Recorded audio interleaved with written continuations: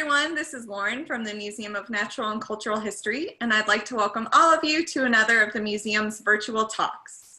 During this evening's program, you can use the comment box feature on the Facebook live stream to reflect on the talk or add your thoughts, to engage with other viewers, and to ask questions of our speakers. We'll be collecting your questions, and we'll get to as many as we can at the end. Also, at the end of tonight's program, we'll provide a link to a brief survey in the comment box. The survey should only take you a minute or two to fill out, and your feedback will help us improve future virtual programs, so I hope that you'll take a moment to do so. Before we get started, I have a couple of upcoming events that I'd like to share with all of you. Due to technical difficulties with the live stream last week, Ruby McConnell's presentation has been rescheduled to this coming Tuesday, June 2nd. Join us right back here on Facebook at 6 p.m. for Lessons Learned from Mount St. Helens. May 18th marked the 40th anniversary of the erection of Mount St. Helens, so Ruby will join us to discuss its lessons about preparedness and resilience. If you can't join us live that evening, the talk will be recorded and posted to the museum's YouTube channel. And 1 week from today, on June 4th, we'll be joined by UO Professor David Frank and students from the UO Clark Honors College for a live discussion about the film The March, the Civil Rights Movement, and past and current white nationalism in the United States. Before we begin on June 4th, we encourage you to watch The March, a 33-minute film by UO alumnus James Blue that documented the 1963 March on Washington for Jobs and Freedom. You can find the march at the web address on the screen, or the information is posted on the museum's website. As with all of the museum's virtual programs, this talk will be recorded and posted to the museum's YouTube channel.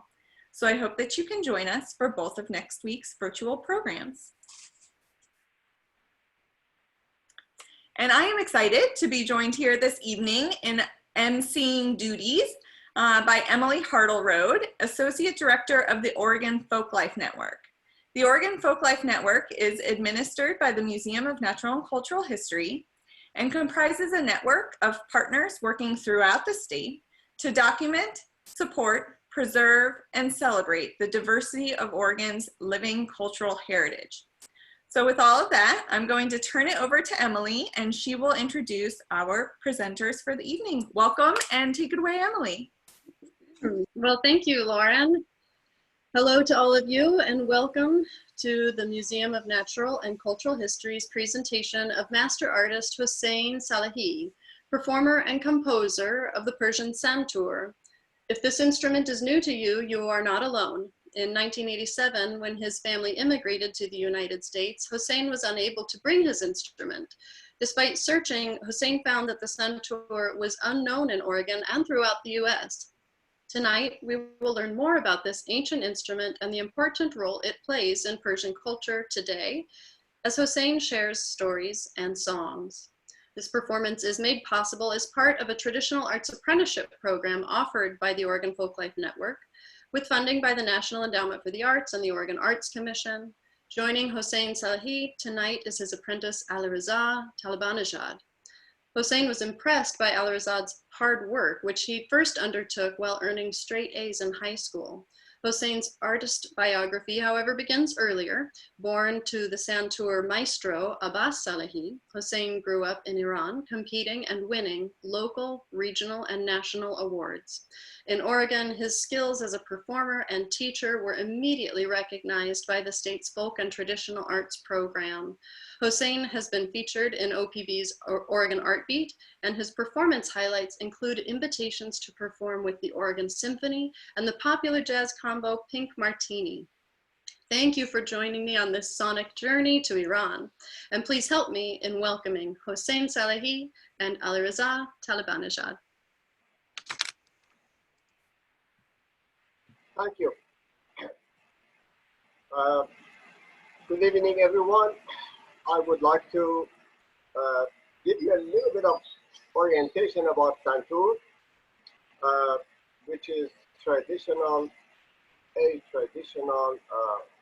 Persian instrument. It will be utilized in solo and ensemble performances. Today, we're gonna basically cover the shur. Shur is one of the main modes of Persian music. It's called mother of modes. For you to understand and get a feeling of what does it sound like, I'm going to I'm going to show you the scale of shur from G to the next key up and down, so you get a feeling of what notes are we going to perform tonight and what are you going to about to hear. And then I'd ask Alireza to join me to perform some pieces. Let's see how it goes. This is a live performance for the first time ever due to COVID-19. We are learning a new experience here. So this is shur.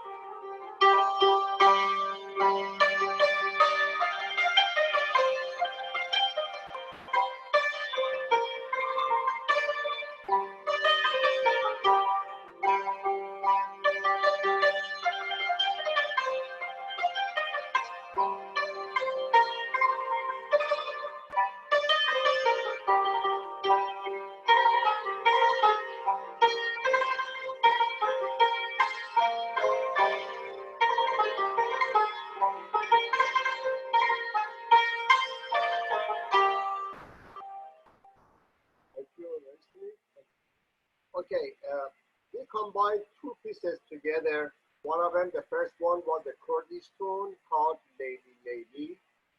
And the second one was a folk music of Iran called Gule Saye Tamak. So we combined them together, and I had a little passage in between the two. So when we end one piece and we're going to begin another piece, the technique is to have or create a passage that begins with the end piece of first song and ends with the beginning piece of the second. So that teaches them to get, try to be seen. Okay, the next one is,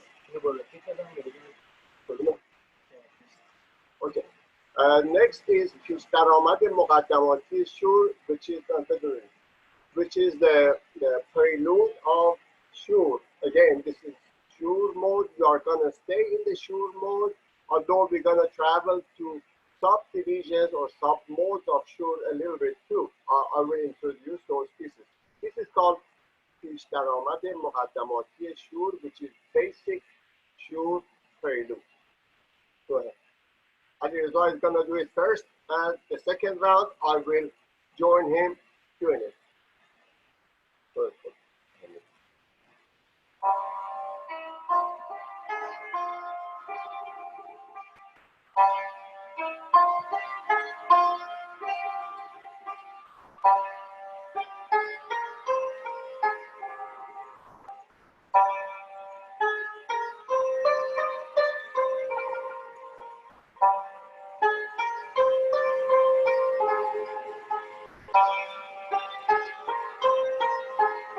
Let's go from the beginning.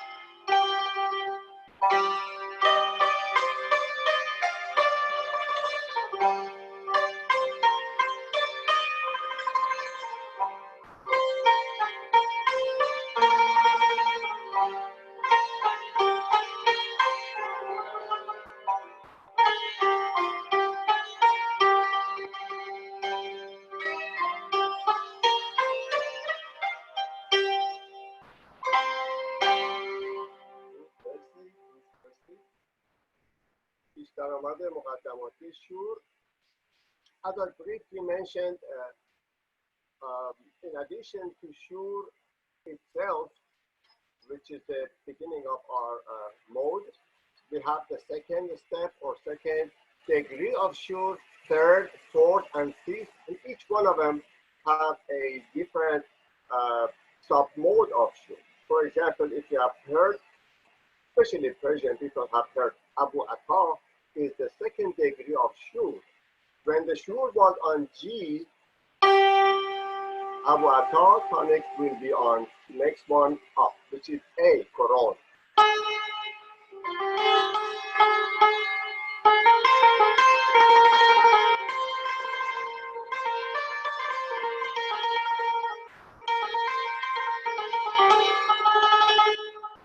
This is the second degree of shur. And the third one will be B flat, which we call it C bemol. It is Bayat tone.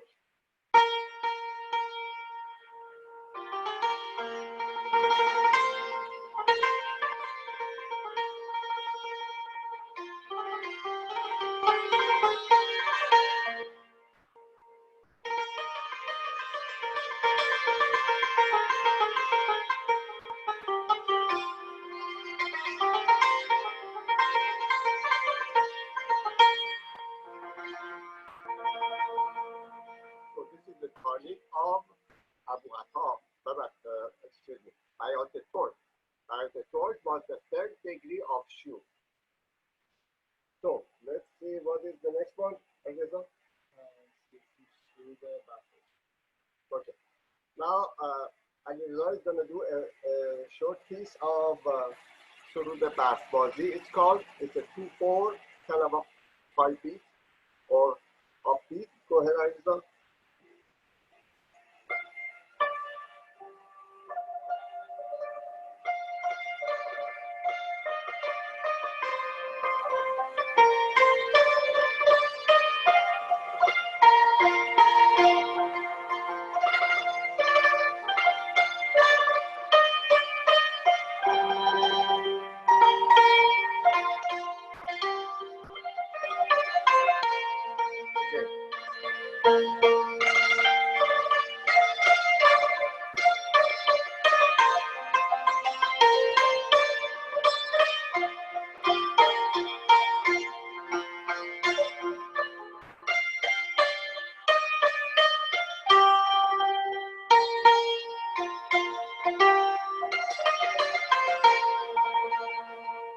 Now we end up on B flat, which is called the third degree of shur, which I called it already Bayat Torch. We said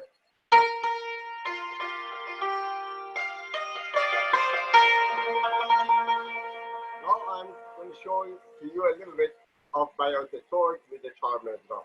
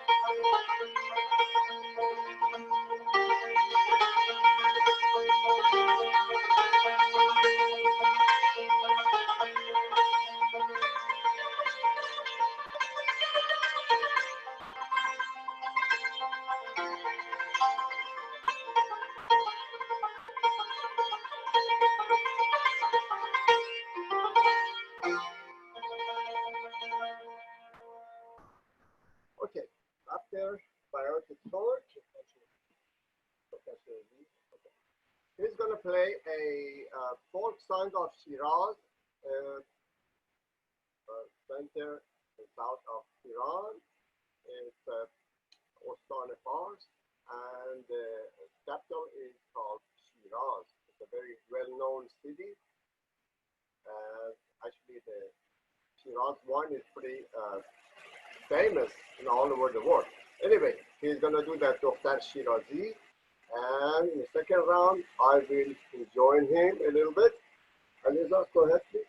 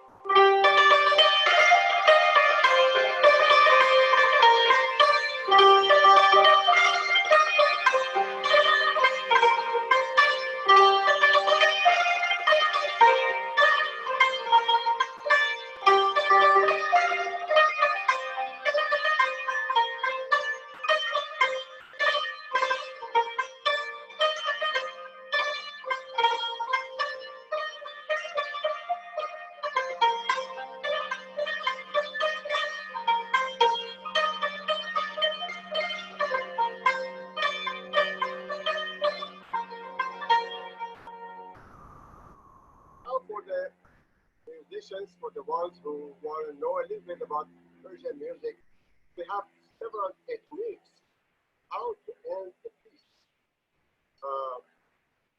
Maybe I would ask Alireza live without any previous rehearsal to do what I'm asking him to do.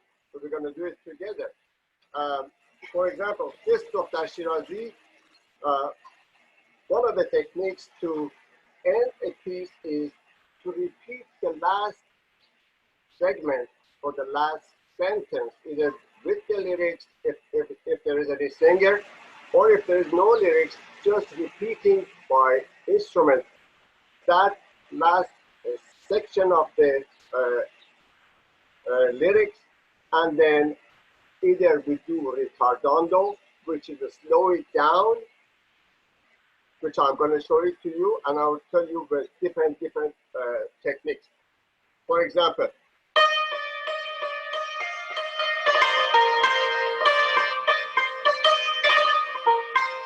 now in the repeat, we're gonna relax it and make it retardando or slower down.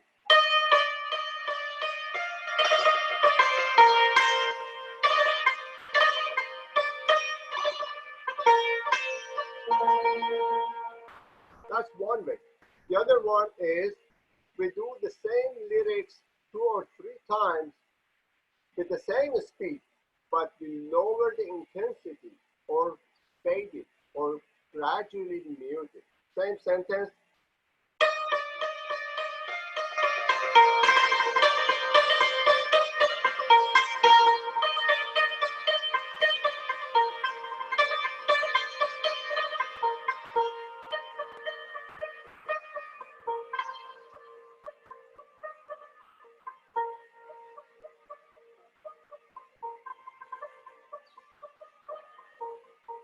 So that was same speed, but it was fading and muted.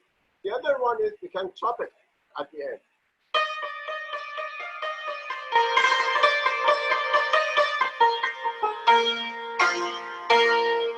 So we use we repeat the tonic and the dominant note in order to endorse it and close it. So that's a different way to close the song. As a result, next one is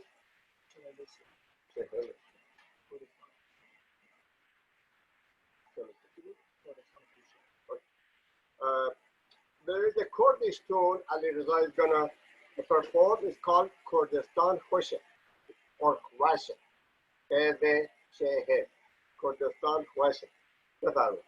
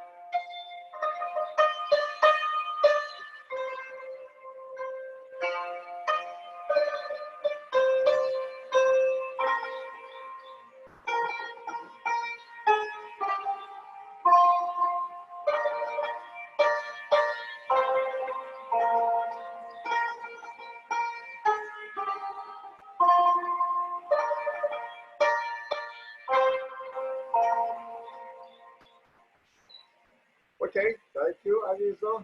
And I would like to give you a little bit more heads up or information about the submode of shur, which are very important in Persian music. And I would encourage you and invite you to contact the host of this program if there is any question. If there is any question about Persian music in general, shur in particular, and of course the Santoor and technique of Santoor, I'll be more than happy to answer those questions. Right now, time is 6:26. It looks like we have about uh, 20, less than 20 minutes, 19 more minutes to wrap up this session. And right after this, between 6:45 and 7, the host of program who receives the question, she will read the questions to me, and I'll be happy to answer with the word or with the word and music in order to answer your question. So this Kurdistan Khoshe or Khwashe, we're going to do it together one more time with a little bit of more ornamentation. This is, by the way, the maye or the tonic is bayot tone, which was the B flat. Okay. 1, 2.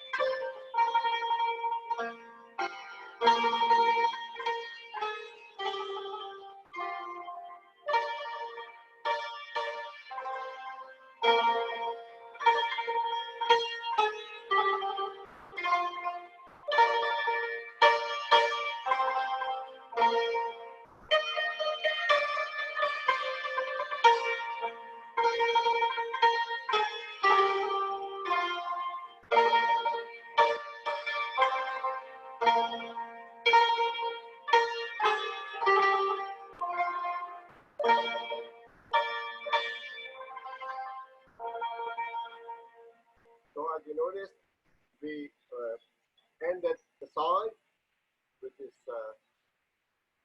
retardando. So without changing the dynamics, we just made it a little bit slower speed. So we just reduced the speed to fade it out. So, back to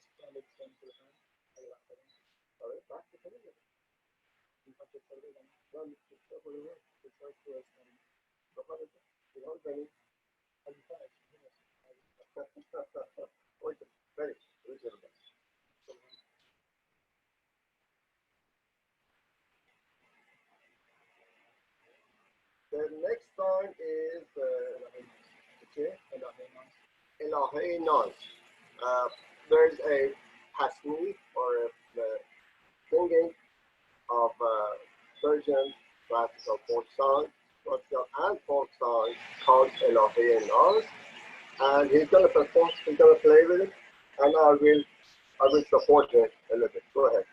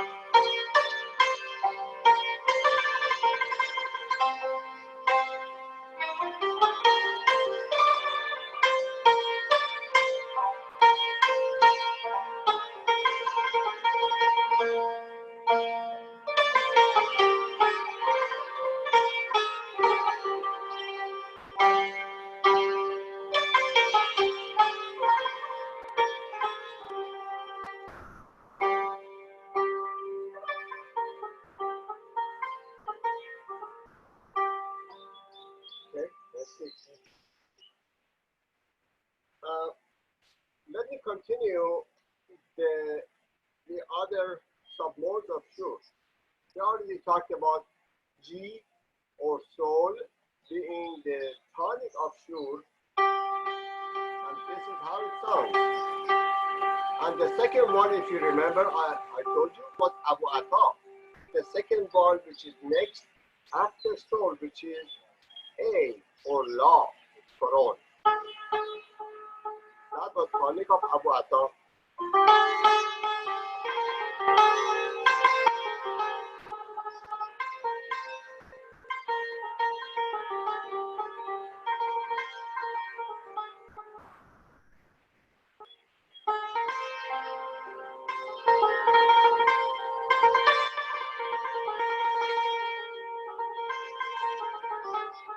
So that was La or A Quran, Abu Ata.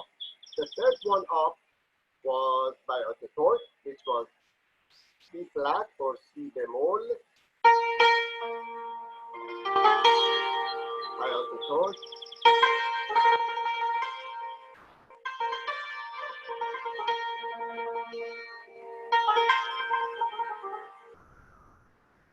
There's a piece in it, there's a boucher called Shahabi, I just remembered.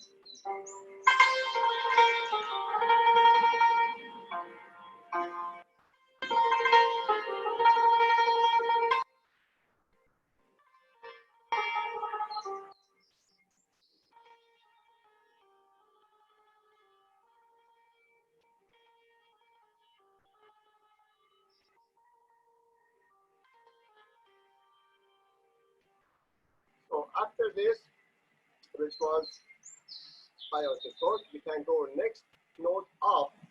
I'm showing with my hand, if you can see, after G, A, the third one was B flat, and now we are reaching to C, or note Do, which is the fourth of Shur. And this is the tonic of Afshari.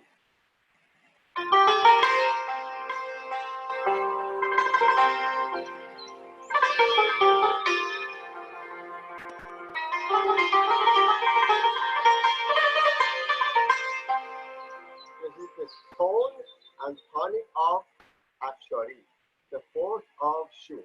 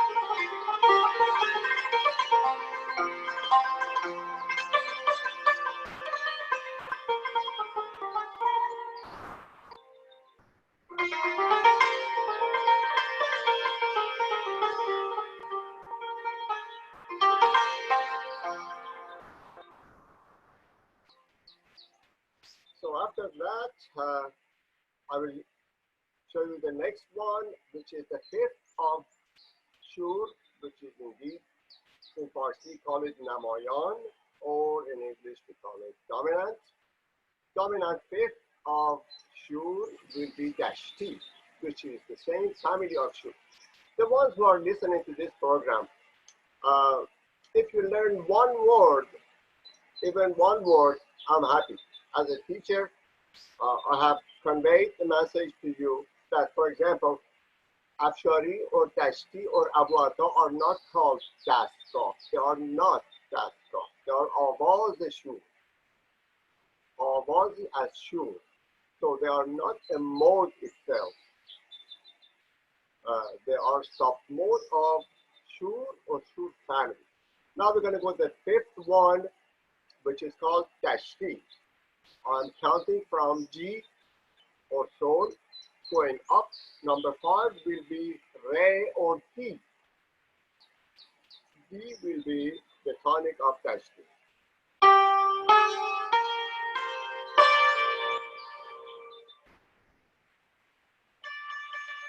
Let me tune my Santoor because of ambient temperature. It's been losing tune.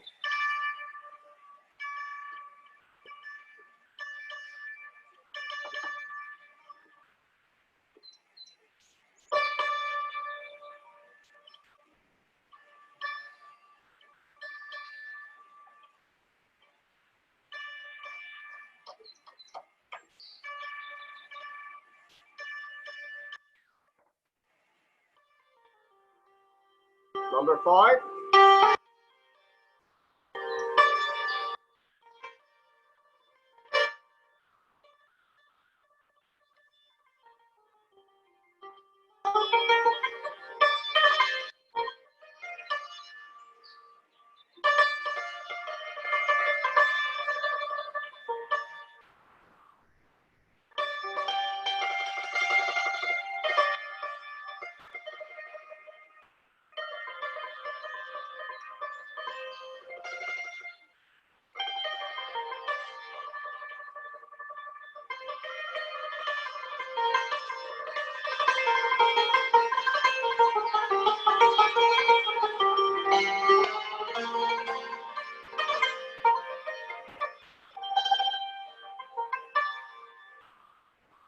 A little quick charm as well. Let me see the timing.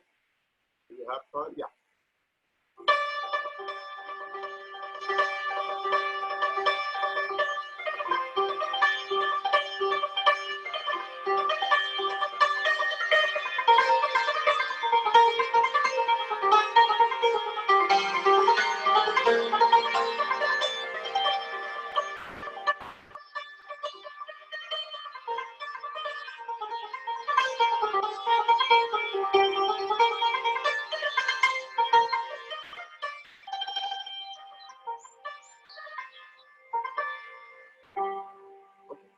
After that, we're gonna get to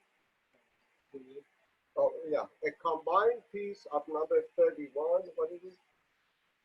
Oh, it's a folk song of Fars, Shiraz, called Majnoon Nabudam. And then the next one is Zad Malike by Ustad Abul Hassan Sabah. We're gonna do this together. Let's see what happens. Go ahead.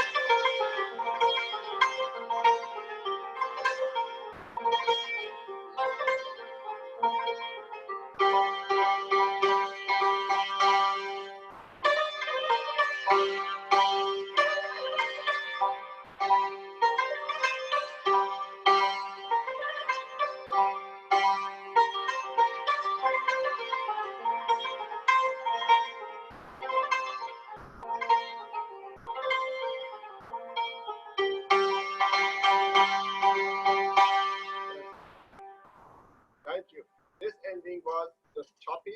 She spelled it up without any delay. And thank you very much for your attention. If there's any question, I'll be happy to answer to those questions. Well, thank you very much. That was wonderful. Thank you. I only wish that we could be there with you in this beautiful setting. People have commented on that. Hopefully next time. Indeed.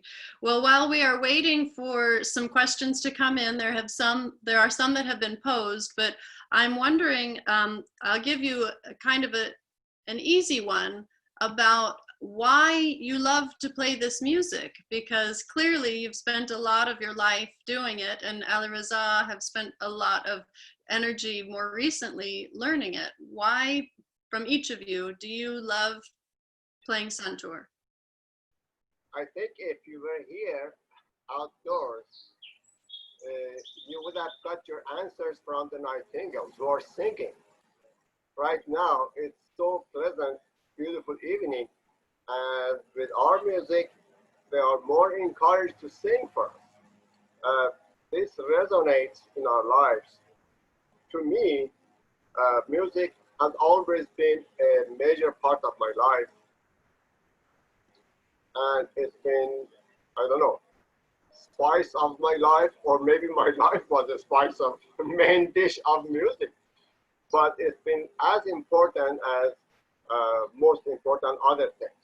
So it's been part of me, and it really helps me to express myself, share my feelings, as everyone, or most everyone, is locked down at home with this unprecedented COVID-19, and obviously people are not in wonderful mood as they could have been. A little bit of music, just like a good food, and this is a good food for thought, will uplift their emotions and motivates them to do something. This is my answer. I don't know, Alireza, do you want to share your thoughts? Sure. For me, it was mostly at a young age. I would hear the music Santoor. I would listen to it. Family members would play it, and I kind of grew up listening to it, and I never really had a chance to learn it. But recently, since I started learning it, it's been some sort of relaxation, get my mind off of things, and it helps me focus more on everything daily life. But to me, it's becoming part of like my soul now. I play it a lot all the time, so practice it. Yeah, I should tell you that Alireza, in addition to this recent 6 months of TAP program support, he has been scattered, not continuously, but consistently, I would say. He was exposed to music. He was in touch with me. He got some lessons, as you probably know. We already shared this with you. I'm just telling the audience that total of, I would say, total of accumulatively 9 months of training, give or take, less than a year. Training got him from zero to the point that you saw. He was sitting next to me, and he was, I would say, almost perfect for what he was doing. And I'm really pleased with his talent and his courage and interest in keeping this music alive. Another reason for me, of course, was to keeping our heritage. Keeping this treasure of music, of Persian music, which we learn actually about the culture through music. That's a good vehicle to transfer the culture. So keeping this alive was really important to me, especially out of homeland. That makes me to feel that I'm at home when I play my music. That's the same thing, actually, same comment I've heard over and over from grandparents who send their kids or grandkids to my school to learn how to play Santoor or tap or tombak or awaz or whatever that I teach or other teachers teach at ArtMax Academy, by the way. This is what they shared with me, that they feel they're at home once they travel from Iran to US, and they don't have any other neighbors speaking the same language. They will really feel heartwarming when the grandkids play some Kurdish or Shirazi or Farsi or whatever tune that connects the families together, connects the heart together. So even for non-Iranian people who listen to music, I've always had lots of positive comments that they were touched by that music, or they felt connected, or felt a little bit closer, or their heart got warmed or softened, or whatever you want, however you want to explain it. It is a positive thing in life. Great. Thank you for that. Another question that came in, a listener was asking about if you compose your own music. Is this a tradition where you would compose your own music, or are you playing some kind of traditional folk or classical tunes? The answer is both. For the teaching, I will teach of the published book so far. Although on the side I'm writing my pieces, I've already written my pieces. I'm sorting it out for the new students, for the beginning level or basic, intermediate and advanced levels. That's my own thing. Plus my other compositions that I have been doing it throughout the 60 plus years. As you know, it's 6 decades landmark, which I decided at my retirement age, collect my pieces and put it together for the future people to read it and to play it and to enjoy it. So the answer is both, the composition of other composers as well as pieces of mine. Definitely the Mizrab techniques are mine. I will teach my students how to perform, how to play one little piece in 2 or 3 or 4 or more different ways, one sentence in different expressions. So I would add expressions too. Okay, great, thank you. I also noticed someone commented on what they called quarter tones. Can you explain what that commenter is referring to? Exactly, sure. In that, indeed, the first note, the first mode which I introduced, which indeed the whole ones after was in the same mode. It was shu, it is shu. In shu, instead of only half a step or full steps, intervals, we have quarter steps also. What that means is, first step was G, I already mentioned to you. This is the sound of G. Now, if you play on your piano, you will see this G or sol. Next note up on the white keys, you will get to La or A. Both of them are white keys. Between this G and the next one up, which is A or sol and La, there is one step interval. However, in shur, we are 1/4 below one step, which is 0.75 or 3/4 steps from G gets to La Coron. This is the trick, or this is the exotic sound of Persian music. This is, you can listen to these intervals, G, A, B. If it was G, A, this should have sound like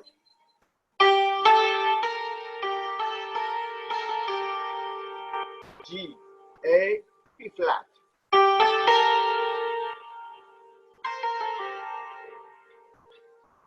But I'm pulling this back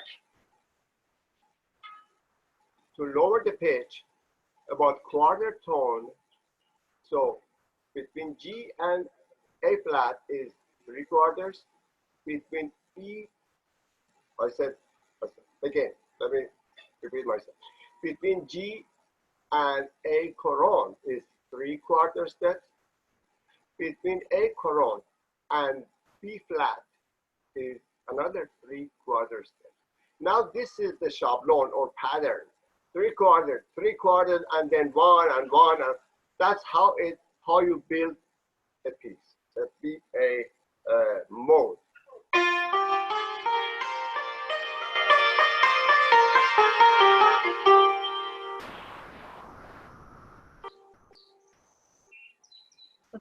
Thank you for that explanation. I hope that clarifies for others who are watching, and it definitely helps to explain what you called the exotic sound.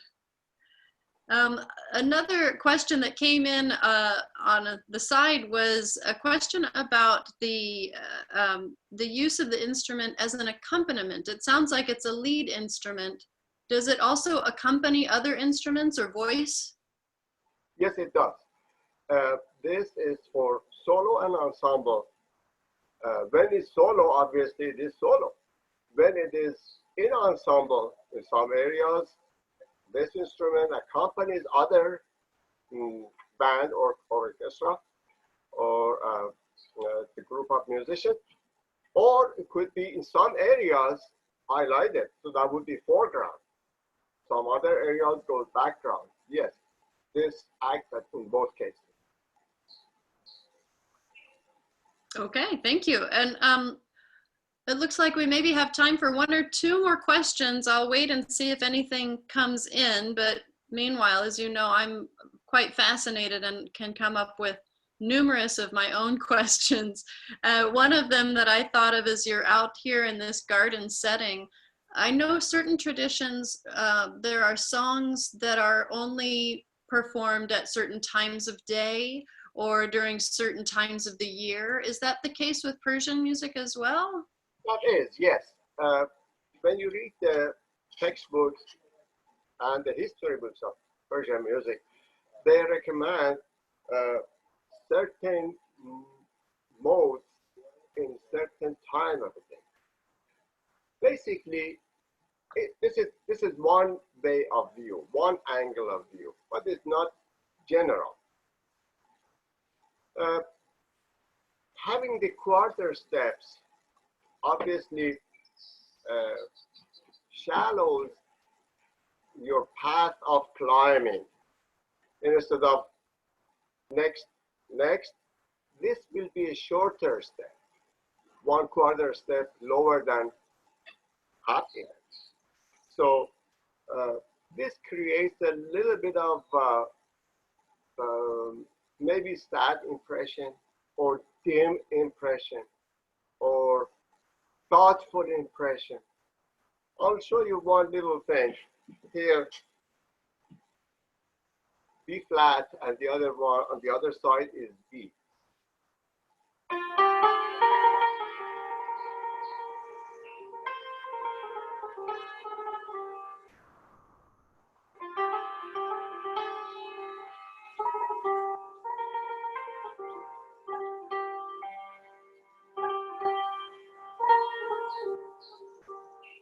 So it is more like talking, heart to heart speaking, that kind of thing. It is not framework. In some areas, you have the same intervals, but the structure of your music gives you power, energy, rhythm. So even in the same mode, which is like soft and dim mode, you could do something bright and brilliant. Example, without changing anything.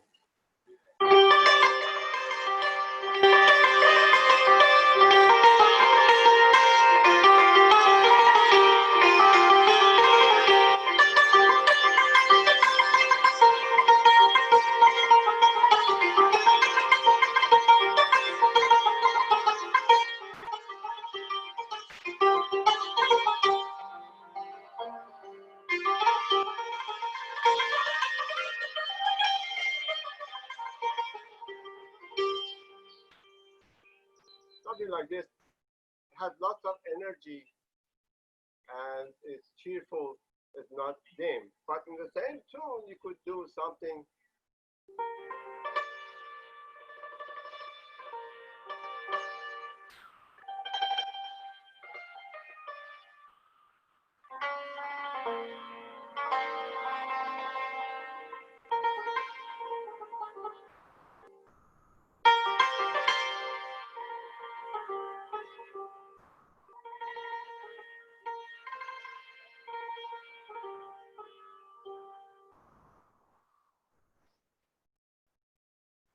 Wow, that's really wonderful. Thank you so much for sharing. I feel like that's a wonderful note to leave us on as you really express why you are a master artist at what you do. You can take something and modulate it in so many different ways and bring us all to different kinds of feelings.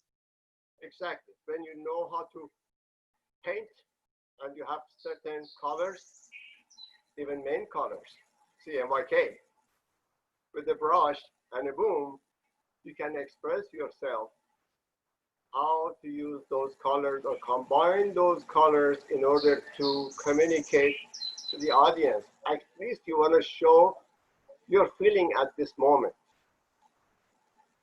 That's how it is. Thank you for sharing this moment with us. This has been Hossein Salehi and Alireza Talebannejad coming to you from Oregon. And we want to thank you for making Oregon a richer place by practicing your culture. Thank you for supporting.